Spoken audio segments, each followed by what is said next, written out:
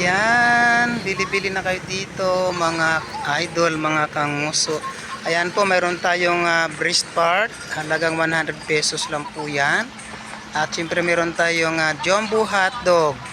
Magkano na nga jumbo? 20? Jumbo hotdog 20. At siyempre mayroon din tayong gizzard or batikulon ng manok, 30 pesos. At mayroon tayong balat ng manok. Magkano yung balat ng manok nga? 25. Ayan, may iwi. Ang iwi ay 25 din.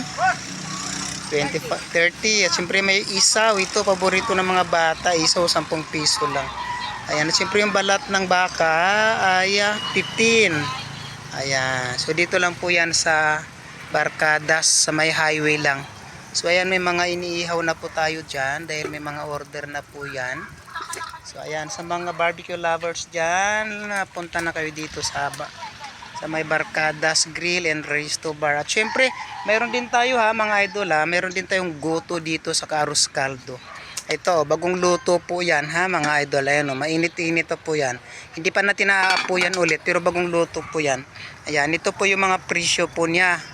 Ayan, napakamura lang yan Goto for 35 pesos, Carlos Caldo 30, plain lugaw 25, boiled egg 15. So ayan po yung barkada. So ayan po.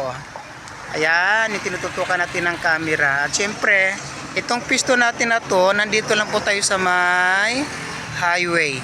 Ayan, dito lang po yan sa may highway. Ayan, sa highway po ito ng Brooks Point, Palawan. Malapit na malapit lang po kami sa Jollibee at saka sa Caltex gasoline station. Ayan po Ayan po yung Jollibee. Nandiyan na po.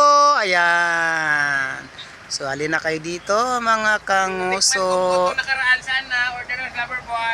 Ayan na po yung goto. Luto na po. Ayan. So may nagsisigaw. Ayan. So ayan, nandito na po tayo. Ayan. So alin na kayo dito, Barcadas Grill and Bar and Restaurant lang Tabing highway lang po ito, yating gutuhan dito sa ating mga barbecue. Ayan. Napakaganda pa ng taga-ihaw natin, pretty. Ayan. Bye-bye.